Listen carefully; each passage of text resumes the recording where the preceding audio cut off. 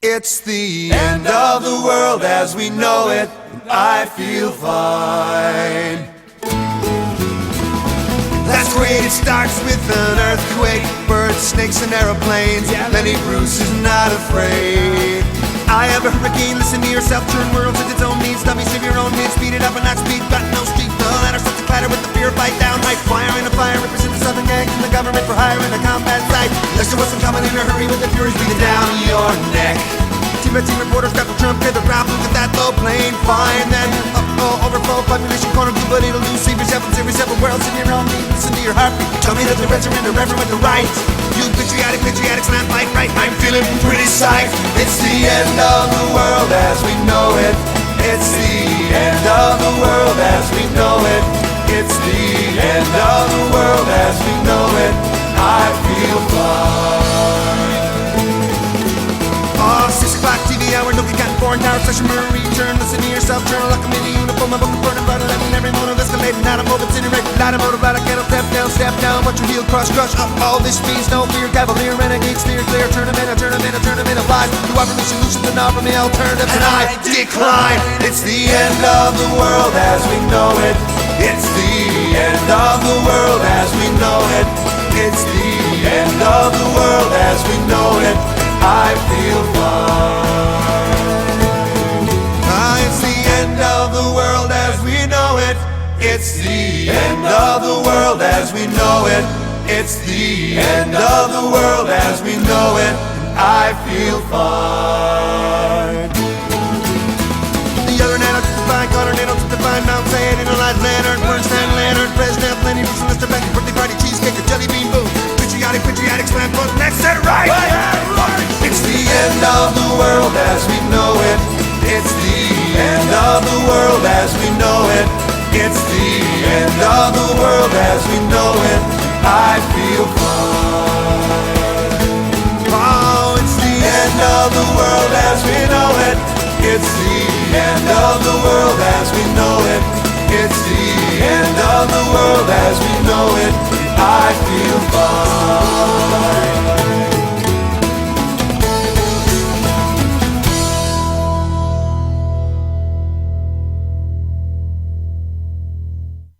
Yes, it's the end of the world as we know it. Welcome, everyone, to another episode here on 93.7 Edge FM. Every Wednesday, 7 o'clock. And I'm Chris, of course. And I'm joined, of course, once again tonight by Cass. Hello, Cass. Good evening, Chris, and good evening, everyone out there. I'm trying to find, I'd like a different way to do that introduction. I feel it just becomes a little bit like... How about you do hello, the introduction how are you? next week? Okay, I'll introduce next week to shake it up a bit. So, I mean, lots of things have been happening, doomsters, or realists, I should say. Although, I know you don't like the word doomer.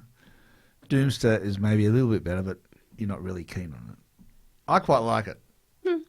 I mean, you've got to have a label, you know, and eventually people who make fun of doomers, they're going to be laughing, they're going to be have to accept it, because regardless of when you come to the realisation and of the acceptance of the end of the world as we know it, it will come to you eventually. It just, does it come to you in a calm manner, or does it come to you in a crazy I'm completely insane sort of thing, you know, panic-driven moment.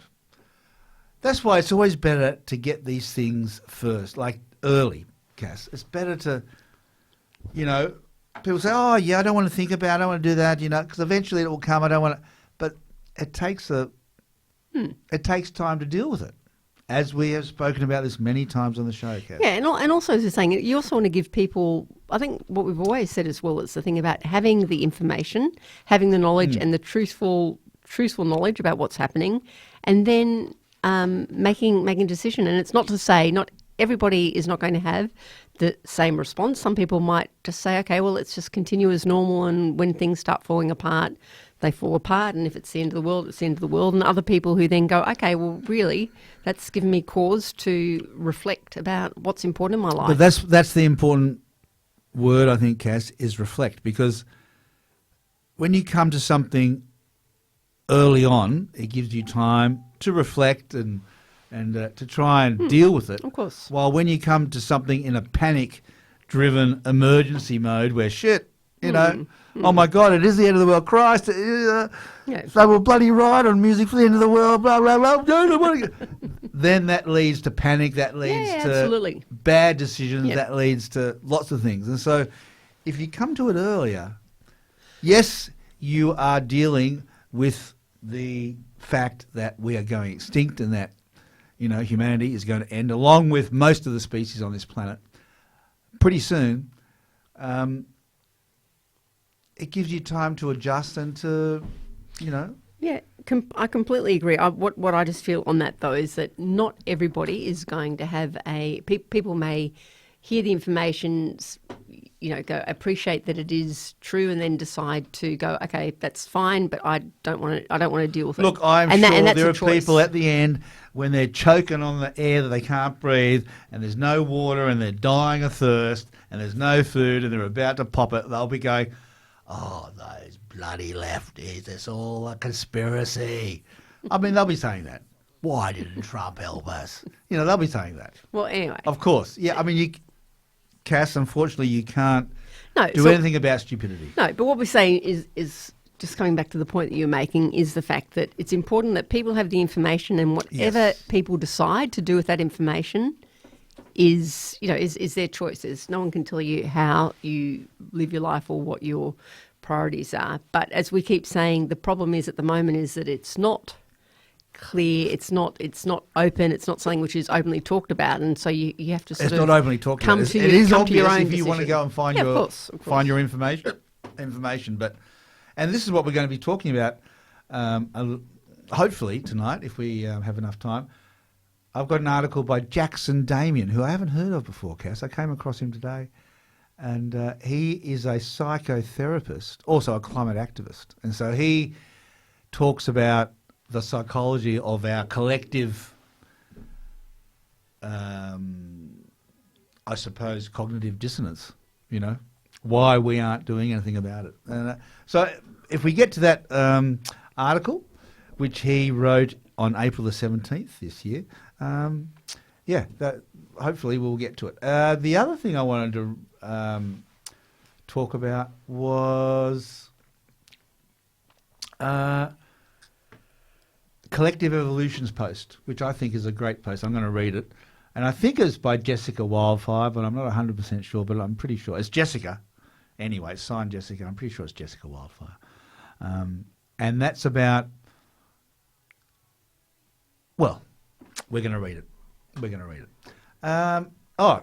Just in, Cass, a little message from our very, very, very loved listeners over in Wales.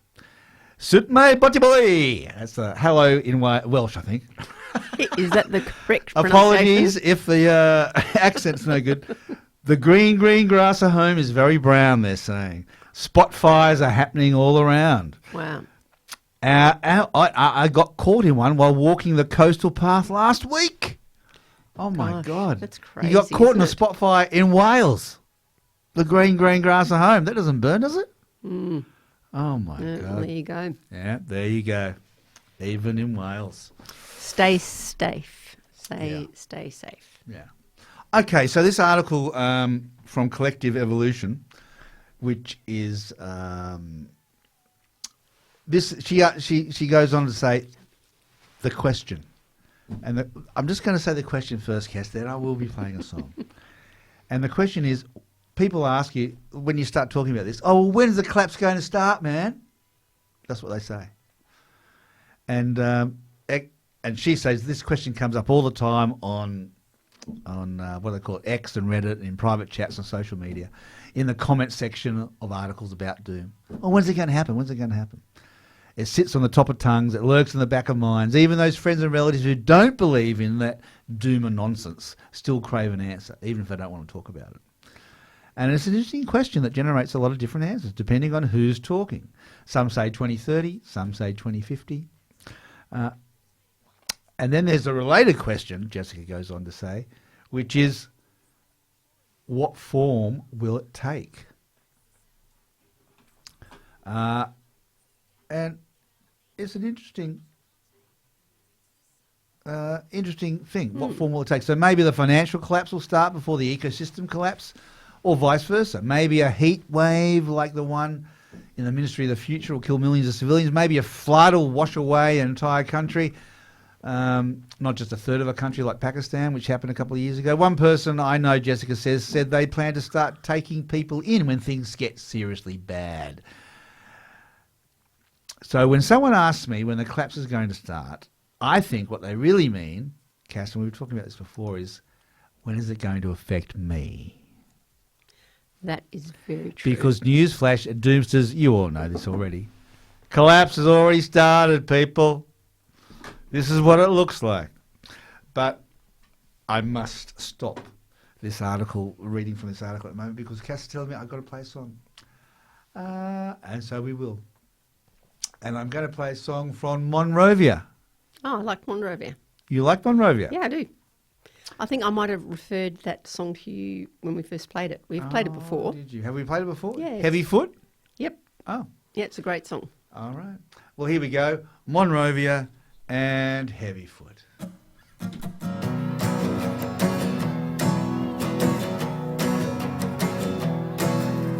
Do you hear the sound of a bell? Did you wish your family well? Times ain't the same in the neighborhood. Got the parents all going through hell, 'cause the guns keep flying off the shelf. Do you see the man on the street just fighting for a meal to eat? You can write him off as a lunatic, but it could have been you or me if we didn't ever find our feet. Love me now, hold me down, and the government is staying on heavy foot, and they try to keep us all down. No, they never gonna keep us all down. Do you see the birds in the cage on the highway working like slaves? It's a con, it's a ruse, it's a gaslight. Ain't it funny how far we came for them to go and change the name? Do you see the man on the screen, just a puppet but you never see the strings? Calling it a war, not a genocide, telling us it isn't what it seems. Man, that's a different kind of greed. Love me now, hold me down, and the government is staying on heavy foot, and they try to keep us all down. Love me now, hold me down, and the government is staying on heavy foot, and they try to keep us all down. No, they never gonna keep us all down.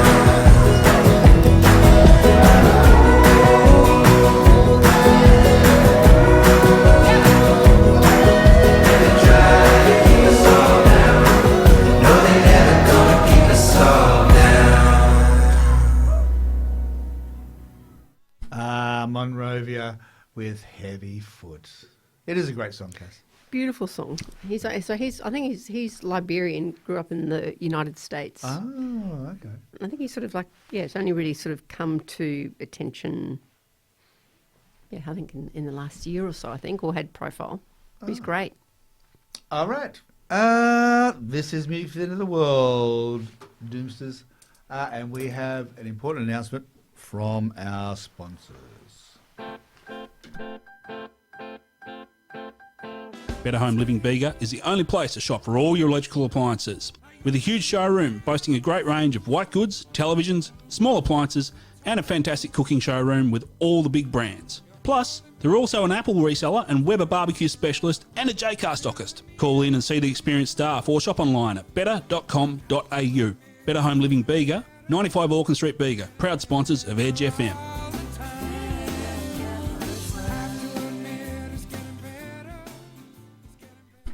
Thank you, dear sponsors.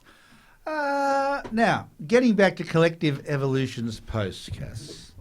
The question is when it's going to affect me. And of course, we know that collapse has already started. And it's been going on for quite a while now. Depending on which experts you're interviewing, scientists quietly admit that we've already crashed through the 1.5 degrees Celsius safeguard. Of course we have. We did that a couple of years ago. That was set at the Paris Accords last decade. Carbon emissions haven't peaked because they keep on increasing every year, Cass. And companies like Microsoft and Google are blowing off all their pledges about carbon neutral, blah, blah, blah, blah, blah, because they want to create robot secretaries and interns. And sex bots, of course, because men in their 20s are spending thousands of dollars a month on AI girlfriends, Cass. Isn't that a pretty good sign that collapse has started? I read that article and I thought that was such a good comment, isn't it? And I think between looking at that, that's a very obvious good one, but it's like look at mental health issues with children, look at wars and things, and you go, is society functioning the way you would want it to function? No. Because we're living through the hottest summers in human history, and wildfires spoke blankets North America, Jessica writes, every summer. Cactuses are falling over dead from the heat. Urbanites are passing out on sidewalks and winding up in the ER with contact burns. One state, apparently over in the States, responded by cancelling mandatory water breaks. Oh, good one. Wouldn't you say collapse has started? Yes, I would, Jessica. There's a certain kind of person that I've met, she says, in my conversations about collapse. And when you tell them that collapse has already started, Cass, they correct you. They don't mean the collapse in general. They mean the real collapse. In other words, the one that matters to them. They want to know about that one. And nobody knows. Jessica said that her family lived through an F3 tornado. They lived through a hurricane. They drove through a wildfire. They've put a few notches on their collapse post. And when I pick up my phone, she says, I can scroll my own doom. And yet it doesn't feel like collapse, not yet. Millions of Americans, Canadians, Europeans feel the same. They still wake up and go to work. They still go out for dinner and drinks. They relax and watch Squid Game. If you start to get worked up and overshare your concerns, your condescending friend Ben can take you outside to touch grass. So for many of us, it's easy to pretend that collapse isn't happening. So it's more like, Cass, when does collapse become impossible to ignore? That's the question. So when does collapse get so bad that you can't look away anymore? When does it get so bad that you can't distract yourselves with scandals or with gossip, with a World Cup, with retail therapy? When does it get so bad that it feels bad all the time? And that depends. Some of us already can't look away. It doesn't matter if we stop doom scrolling. It doesn't matter if we turn our phones off. It doesn't even matter if we go outside and touch the grass. The awareness breathes through us all the time, even when we ignore it long enough to enjoy a meal or spend an evening with family or friends, or just screwing around. She goes on to say we're living in a fascist regime and we know it. We're living through the end of the public health and we know it. According to Gallup polls over in America, 41% of Americans still believe we're living in a pandemic. And they're right in a way. And even more, 53% admit that their lives haven't returned to normal since the pandemic. Because no one is. We have a convicted felon for president. Yes, a pedophile rapist who may or may not have staged his own assassination attempt. That's true too. We have an alcoholic Fox News host in charge of the military. That's right. And he doesn't even know how to use a phone. We have an anti-vaxxer in charge of health and human services, and he publicly reminisces over the days when everybody got measles. We have a TV doctor in charge of Medicare and Medicaid, and he once had to testify before Congress about hawking dangerous supplements. So the political collapse has happened, for sure. Has started. Well, I think surely people around, like as you said, like it's interesting because collapse has got so many different aspects to it. But surely any thinking person is going to look at what's happening, even though we keep saying, like it's very difficult to get the truth and the propaganda. But surely you must look at the current situation of leaders and decisions being taken by governments. That's what you would think. And think, or think of the wars. Look at the fact of the wars across the Middle East, wars everywhere else, wars in Africa, and think, there's something happening. It's starting to come apart at the seams, but obviously not. Yeah, I mean, And our celebrities, from actors to fantasy authors, so many of them turned out to be lies, grifters, bigots, predators. Pop stars who used to weep over school shootings fly around in space now, taking selfies. Yeah, well done, Katie. As the world burns, they cheerfully announce that they've been up in space. Well done. The cultural collapse has started. And there's at least one genocide going on right now, Cass, and most of the world still manages to look away. Countless innocent civilians are dead or missing. They were murdered, of course. For anyone who believes collapse hasn't started yet, or the real collapse has yet to come, I've got a question for them. What would be bad enough? What has to happen for the collapse to officially begin? What event would qualify? Temperatures are soaring above the limits of human survivability across the world. Every year now is the hottest year on record. How hot does it have to get?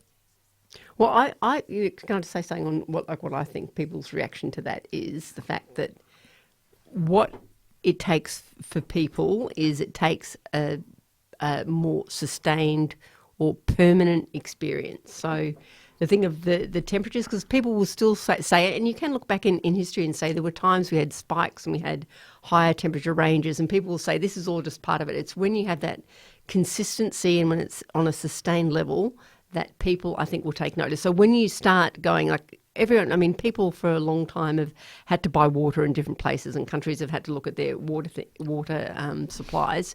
It's when you actually go, it's not just a one-off. It's not just we haven't had rain this season, and so therefore we have to try and buy water or source water somewhere else. It's when it becomes a long-term, ongoing thing, and I think that's when people will start thinking it's serious, because apart from that, people go, they're blips. People think it's just a blip, and they don't realise that those, or from our perspective, those blips are not just one-off or rare occurrences. They are going to become the norm, and that's when I think people will respond and start going, everything is not right and we're in trouble. Well, we are going to talk about this. When is collapse going to hit each of us personally? We're going to talk about it after the next song, Cass. And you might be surprised at the song I'm going to play. It's an oldie. But a goodie? A goodie. And it brings a tear to my eye sometimes because I used to play this in a band as well. And, of course, quite pertinent, really. Please don't go. I mean, this is what you can say around the world, or even though the world is going. Please don't go. KC and the Sunshine Band. I love you.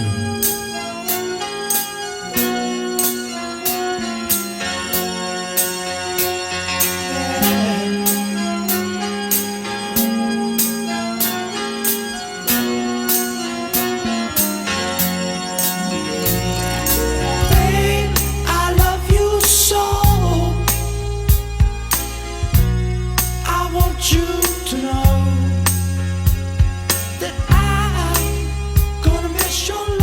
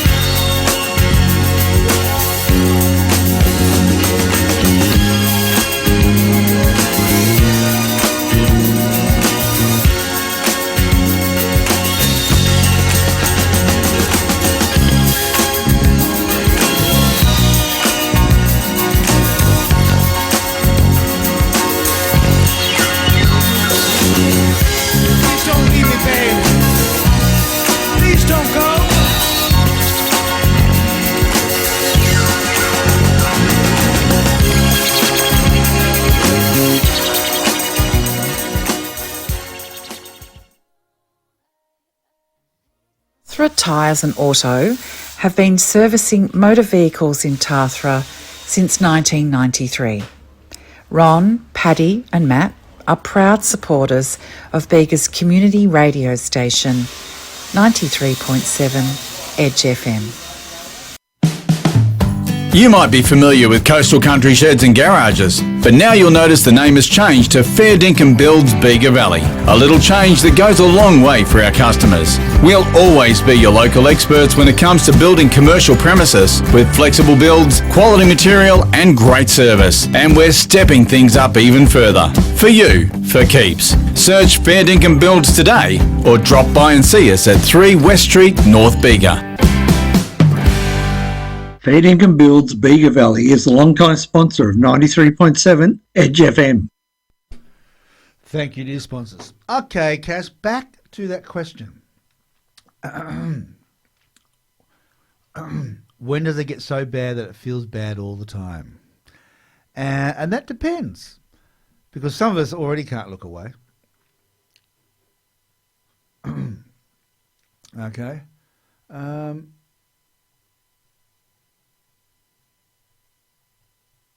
When is collapse going to hit each of us personally, Cass? And that depends, of course. It depends on where you live. It depends on how much money you make. It depends on how old you are.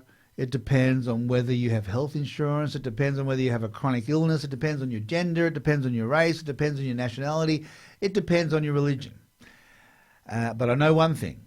No celebrity or politician is ever going to declare the beginning of collapse. No network is going to announce it on the news. There's never going to be a history book that says collapse started on a given date. The Weather Channel probably isn't going to say, we have no idea what's going on now because fascists have gutted the programs that we rely on to predict storms. It's just not going to be there one day. And strangely enough, by that time that it happens, a lot of people aren't going to care that much. In complexity science, there's this thing called shifting baseline syndrome. So things just gradually get worse and everyone gets used to it. Collapse happens, but it's so slow that hardly anyone really notices. Like the frogs in a saucepan of water, which is slowly being heated. So maybe for someone, collapse starts when their hot water heater breaks and they can't afford to fix it. Or maybe it's when the cheapest coffee they can find costs $20 a bag and they start to ration it. Or maybe it's when their parents can't afford a retirement home, so they have to move in with the kids. Even as global disasters and water wars kill millions, plenty of yoga mums and golf dads will be sitting in the drive-thru at McDonald's without much concern for anyone else, bitching about hamburger prices, blaming immigrants and trans teachers for all their problems, hiding in their air-conditioned bubbles and defending Elon Musk online to whoever hasn't been locked up yet. So when you think about those Gallup polls and all those Americans who still feel as if life hasn't gotten back to normal, maybe that's not just a virus. Maybe that's collapse. And if you think life just feels different, well, and if you're just not looking forward to the future like you were, well, that's called collapse, baby. Honestly, the typical American could wake up covered in dust every morning and still think they're going to be a billionaire someday. So when is the collapse going to start, Cass? Beats me. So we're already in it, baby. Yeah. That was a good article, I thought. Yeah, interesting. Well, I think it's interesting because it just poses some of those questions, doesn't it? It makes you think, because, again, you might have read information, you might think that you're aware, but I think you also need to be aware about how the rest of our society is reading it and what their perception is. Yeah. And, of course, you know, we have this radio show about the end of the world as we know it. There's lots of people in the West, in Western countries, talking about it and all that sort of stuff. But as Jeff McFadden points out, 3/4 of the people on Earth live today without all of this superfluous energy. Yeah. Yep. So we sanctimoniously talk about raising them to a high standard of living, while our factories, cars, jet planes, data centres reduce them all to refugees. Weird. Yeah, I know. It's a very interesting... I know. But the other thing which is interesting, isn't it, is the thing, you know, a lot of the things we talk about with collapse that we might become we're more aware of or attuned to is different for a developed country than for a developing country where as we said, like if you look at actually any developing country, they tend to be the ones at the moment that are absolutely impacted by climate change. Yes, that's correct.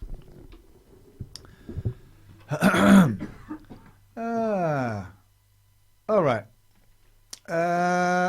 It's 7:31 here on Music for the End of the World. And I'm going to play a song. This is the funny one. I don't know if you heard this song before, Cass. Oh, can I play it? I think so. We'll have to see. Depends whether our connections are working. It's the new song Whinge and Win by Bored in Florence about Pauline Hanson. And those of you who don't know Pauline Hanson, if you are listening overseas, she is Australia's Donald Trump. Except she's not a billionaire. But she's friends with billionaires like Gina Reinhardt. But yeah, she's our Trump. And this song is called Whinge and Win. Now, I don't know whether I've got the right buttons pressed. We'll have a look and see.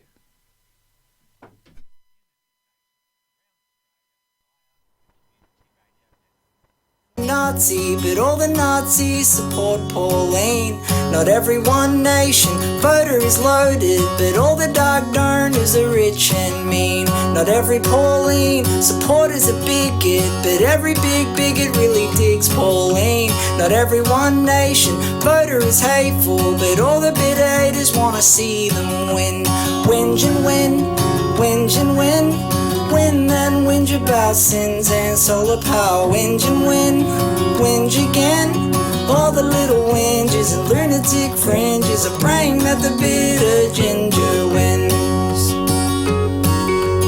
Those who think Australia's government failed us are gonna vote a Molotov cocktail in to burn down the country, maybe jail the traitors, ensure the white skin of the citizens. Not every Pauline supporter is racist, but they ought to at least admit a party is. Not every One Nation voter is hateful, but all the bit haters wanna see them win. Whinge and win, whinge and win. Win and whinge about sins and solar power. Whinge and win, whinge again. All the little whinges and lunatic fringes are praying that the bitter ginger wins. Whinge and win, whinge and win. Win and whinge about sins and solar power. Whinge and win, whinge again. All the little whinges and lunatic fringes, anti-jab bogans, cost up and Novik. If they don't support it yet, give them 10 more mins. They'll be praying that the bitter ginger wins. Whinge and Win, Cass. Very cute little song. Yeah, it's a good one. Who's that by? Born in Florence. Okay. I don't know who they are. Obviously Australian, but I've got no idea where they're from. A little bit of Doom's humour. Here's a little cartoon I've got. They've got a huge forest fire, blackened trees, massive flames with climate change written in them. And there's a guy there, a little guy standing there. Our response so far, and he's got a tiny little bucket throwing a few drops of water on the massive fire. Yes. It's this is from Jackson Damien. I haven't heard of him before. And like I said, he was a psychotherapist. And he writes, so it's more than 10 years since the celebrated 2015 Paris Climate Agreement.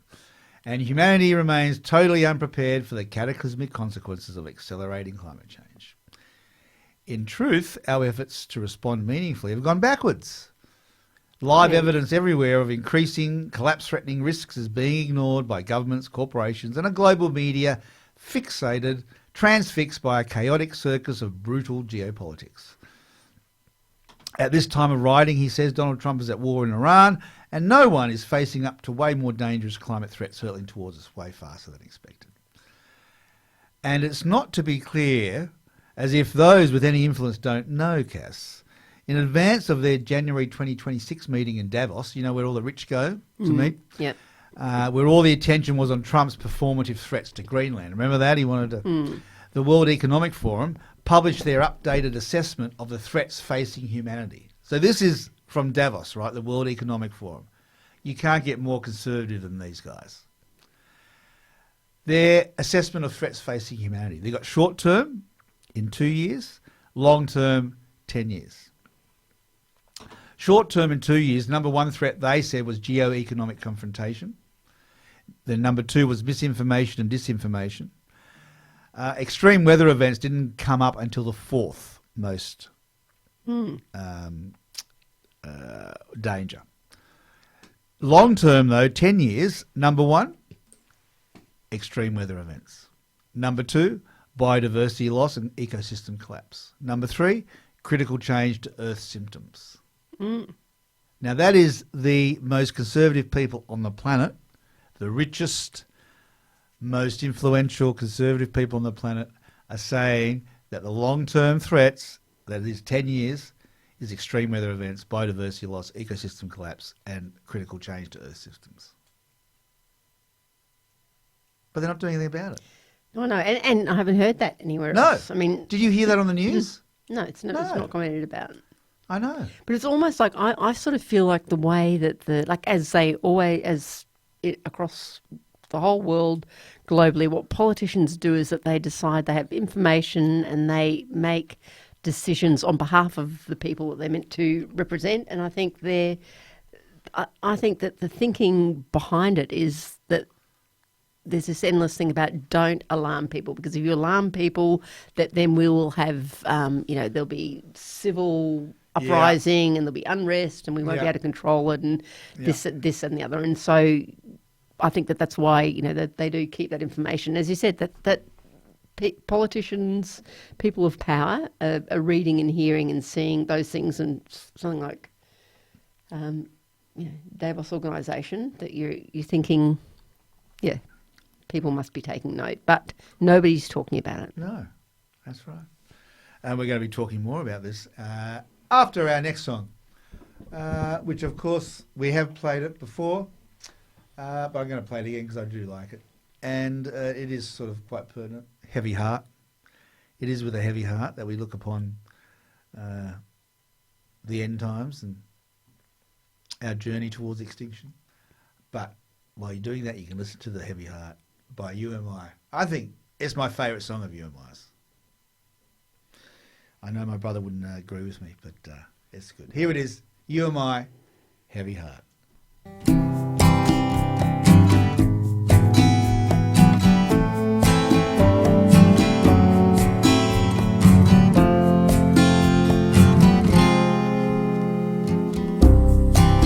Been watching so much TV, I'm thinner than I should be. I'm like a waterlogged ball no one wants to kick around anymore. An all-day morning hairdo that no comb can get through. It's all granola and beer and a calling card and a silk cut souvenir. I miss you like sleep, and there's nothing romantic about the hours I keep. The mornings when it starts, I don't look so sharp. Now I've got a heavy heart. Talk a lot about football, girls are kissed in grade 4. I piss off my friends, I'm digging a hole, just staring at the floor. Now every t-shirt's got a wine stain, I'm loving cigarettes again. I know every tune about guys and girls and hurts and hearts and moons. I miss you like sleep, and there's nothing romantic about the hours I keep. But it's the mornings when it starts don't look so good. Now I've got a heavy heart. It's just a low rent paying, palpitating pulp inside my shirt. But there's a weight that's sitting so hard, God, it hurts. Oh,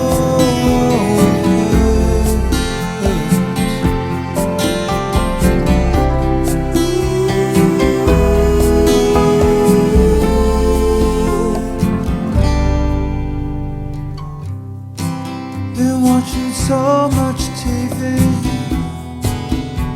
I'm thinner than I should be, like a waterlogged ball that no one wants to kick around anymore. I miss you like sleep. There's nothing romantic about the hours I keep, and it's the morning when it starts. Oh, my heavy heart. Ah, thank you, Tim Rogers. You Am I, Heavy Heart. A great song. Okay, so we're talking about why people aren't coming out, the scientists, why they aren't coming out and telling us how it is.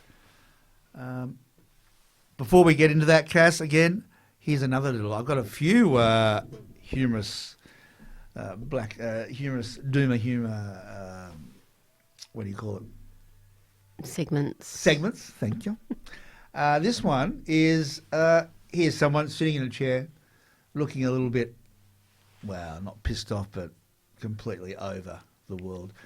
The bad news is it looks like totalitarianism has a very good chance of taking over the world. The good news, though, is that climate change will likely make humans extinct soon anyway, so our suffering will be short-lived. Comforting, isn't it? Yes. Look, you got to laugh, Cass. You got to laugh. Now, the IPCC. Oh, where are we? Here.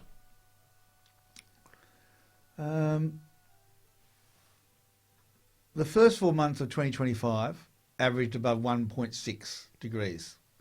We're over 1.5 now. Okay?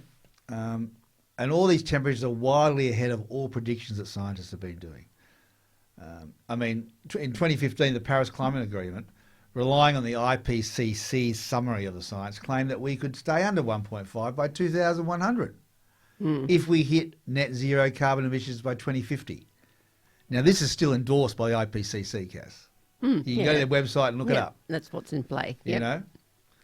So they tell us that in 2025, this is when he wrote this article, blasted past a dangerous temperature limit set for the end of the century only 9 years ago. So we've already passed that point. And many scientists admit to being frightened, and they understand that regardless of a tsunami of greenwash from the green industry, as we've been seeing, we are on an accelerating trajectory towards temperatures well in excess of over 2 degrees Celsius. And the breakdown, of course, of global society that will bring. One of the few scientists willing to make a live projection in public is the marine biologist and IPCC contributor Greta Peckel, who gives us less than 5 years before loss of agricultural yields and extreme events become unmanageable. Less than 5 years. So 4 years now, because this was written last year. She may be pessimistic or not. Maybe it's 10 years or maybe it's 3. But Peckel cannot be dismissed as a radical because the basic science and simple observational data is so clear. And of course, the very conservative, emotion-free analysts at JP Morgan, you know JP Morgan, the world's biggest bank, they anticipate at least a 3 degrees Celsius hotter near future. Wow. Albeit while failing to understand that there won't be much left to invest in by then. I mean, what is the point? So in spite of their well-informed fears, the vast majority of scientists continue to research fragments of the problem before writing up their findings in papers that they know will be out of date by publication. This is the thing about scientists, Cass. While the IPCC's response is simply to bury their heads still deeper in the sand. The current president, Jim Skier, insisted that in an interview with AFP in March last year that not only will they continue to rely only on these studies to inform their advice, they won't change their 7-year reporting cycle.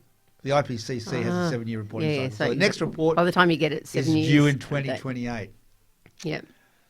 On the grounds, and this is what he says, this very elaborate process of review gives it the stamp of authority. So this is what's, like they don't, we need scientists to be talking now. Yeah, what is absolutely. happening now? But I think it's really interesting to understand, because we've often talked about this and we've sort of questioned and said, why are scientists not coming out and giving their perspective or putting up their warning signals? Why are people not prepared to say we're in dire circumstances, or that we're in like red zone? And I think it's interesting to understand that it's because science you need works scientists to come out and say, hey, this is it. This is the end. We need to mitigate as much as we can. It's still not going to stop it. We're all going. Mitigate. But we need to mitigate. Yeah. Because we can lessen it a little bit. But as you're saying, if it takes a period of years to get things peer reviewed, because obviously scientifically, which is good, it's almost it's scientific method. You know what I think about it? There's a saying that I know that it's a very old saying, and I've come across it so many times in different workplaces at different levels, but it's the thing of, what's the saying about not the good being the enemy. It's the thing of, we're going, like, don't go for the gold star, the gold stamp version of something. Like sometimes you have to settle for what's good enough. And so, of course, we want robustness in our analysis and in our scientific research, but at the point of saying, if it's going to take, if it's going to take that long for you to be able to validate your message. Not to mention, Cass, all the reports, I don't know if you know this, but all the reports that the IPCC come out with, they are vetted by consultants from Saudi Arabia and America and all the oil conglomerates. Yeah, that's right, and there's influence. And they force them to take out anything which is too critical of the fossil fuel industry. Yep. And so that's right. So the level of influence, the political influence. So in the absence of all this, of any clear scientific messaging, most non-scientists, from governments to the general public, have no idea that the brutal and heart-rending so many of the world's crises are the consequences of climate change, and increasingly is threatening to overwhelm us all. If anything, understanding is going backwards. Governments and corporations are abandoning or diluting even existing ineffective plans. Misunderstanding is so widespread, climate denialism is mainstream again, led, of course, by the spectacularly ignorant example of the USA, whose journalists studiously avoid mentioning climate change while related extreme events like unprecedented numbers of tornadoes or huge wildfires or the Colorado River drying up. They don't mention climate change. So along with denialism, to square the circle of an undeniable increase in catastrophes, has come a resurgence of fantastical conspiracy theories, including the use of weather weapons, as endorsed by US Congresswoman Marjorie Taylor Greene. I think one of them was saying, about that pool in Washington that Trump has been... Oh, yeah, the reflection pool. The reflection pool, and MAGA people have been going, it's all a Democrat left-leaning conspiracy they're stuffing with the weather or something, or, some sort of crap. I mean, it's just ridiculous. So why on earth won't climate scientists and the IPCC provide this expert live climate change assessments that we so desperately need, Cass? Humanity doesn't need expert advice on what's most probably happening right now. We know what's happening. We need advice right now. And the reason our scientific community still refuses to provide vital expert information can be summarised as follows. 1, scientific caution, as we spoke about before, Cass, right? Because all academic scientists don't allow each other to publish or comment formally on anything that doesn't comply with the strict rules of scientific method. So that's one reason why. I mean, there are a few scientists like James Hansen and William Ripple who put out occasional macro reports highlighting the wider, faster than expected concerns. But they always conclude with standardised demands for reductions in emissions or urgent action. But the scientists know that these are going to be ignored, right? Yeah, because unless the government picks it up, it's interesting because I was just thinking too. Remember, I think it was the UK who came out, or one of the UK or another European country that was saying to their people about be prepared, like started to send out messages about, be prepared. Well, there's quite a few. Finland, they've got every citizen now needs to have is it a week's long worth? Possibly, your rations. Something. Maybe it was Finland. And so it's interesting, but they still haven't come out. I mean, they haven't come out specifically and said, this is the threat. The threat is real. This is what people need to be thinking about and doing. Yeah. And that's what's missing is the fact that there's messaging going on. And if you look at what all the subtext, you're not even reading between the lines, but if you actually pull together that information in one place that you can access, the message, I think, is quite clear about the threat that we're facing. But it's no other government is prepared to stand up and say it. Yeah, that's right. All right, time for another song, Cass. Let's have someone that we haven't had on the show before, Sarah Beth. Oh, I haven't heard of Sarah Beth. Haven't heard Sarah Beth? Nope. All right. Well, before Sarah Beth, we are going to have a few more messages. Thank you, Cass, for reminding me, from our lovely sponsors. Shakespeare asks, what's in a name? Well, in Bendigo Community Bank Pandia and Biggest case, absolutely everything.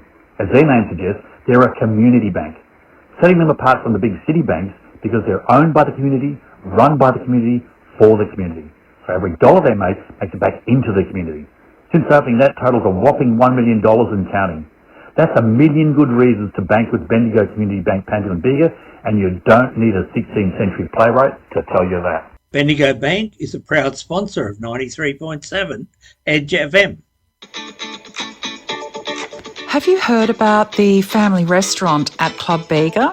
They serve classic and modern Australian meals and are open for lunch and dinner every day. You can try the Wednesday night schnitty deal, where for $20, with your schnitty comes a free drink and bonus tickets in the raffle. Oh, and kids eat free on Sunday and Tuesday nights. Please call 6492 1903 to book. And Club Bega sponsor this station as a service to the community. Thank you, dear sponsors. Another reason why scientists aren't coming out is the IPCC cast, because we've spoken about how crazy it really is. It refuses to depart from this absurdly narrow interpretation of their advisory remit that insists they only reference data published in scientific papers that takes years to produce, which they then take further years to review, making information, as we said, completely out of date. And this insanity, where insanity is clinically defined as not being in touch with observable reality, extends to not updating their advice when the new valid observational data from reputable institutes corrects their conclusions. It's a kind of organisational psychosis, I think, Cass. It's strange, isn't it? And again, it's about those systems and processes were set up for valid reasons, and they had a purpose at the time, and absolutely they're going for robustness in their data, and they want it to be reliable and trusted. But what's hard about it is that it takes organisations and people a long time to change their patterns. So exactly as you're saying, surely they'd be looking at it and going, of course, you strive for these standards, but at the expense of not giving people the accurate information, giving information that's too late, that why don't you sort of respond and do it differently? But everyone comes back to that same thing. This is the way that we do it. This is our system, and they justify it in that way. And you go, well, it's a different situation now, and you have to respond differently. And it's not business as normal. So it's it's respond. Yes, it is, and it's coming up to the end of the show, Cass.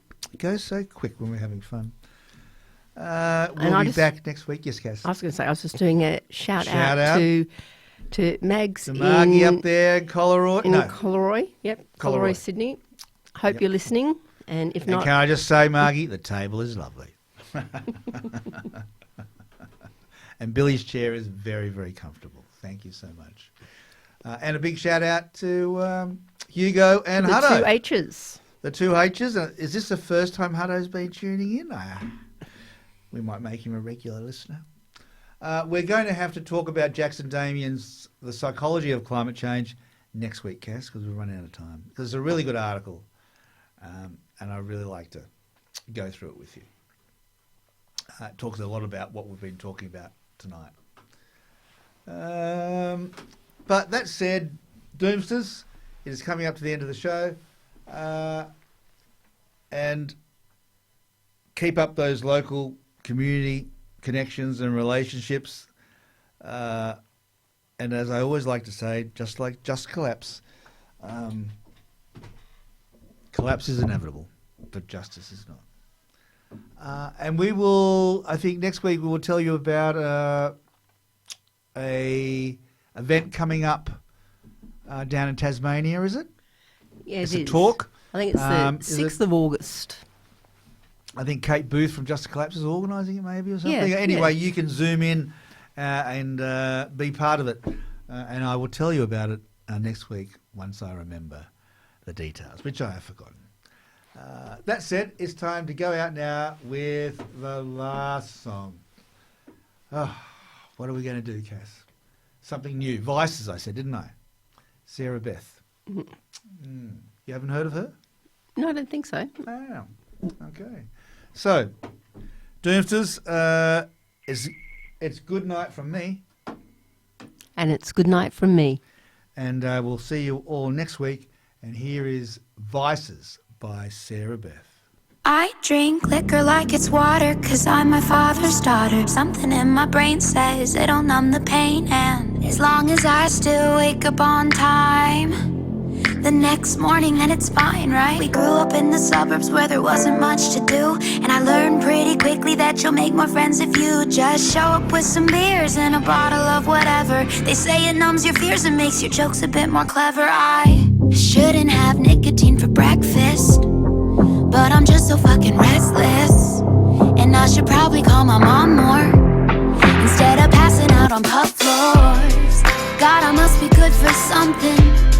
No conclusion, I'm just jumping into anything that might make me feel okay, anything that might help to numb the pain. But as long as I still wake up on time, the next morning then it's fine, right? I still wake up on time. I still wake up on time. They say people can change, but let's face it, we're all just products of how we were raised. And generations before us say to be more tough, as if they weren't the ones that raised us and fucked us up. But don't get me wrong, my parents did fine. They always did what they could, and my problems are mine. But every other day there's another world crisis. That's why we numb the pain with all of these vices. I shouldn't have nicotine for breakfast, but I'm just so fucking restless, and I should probably call my mom more instead of passing out on pub floors. God, I must be good for something. No conclusion,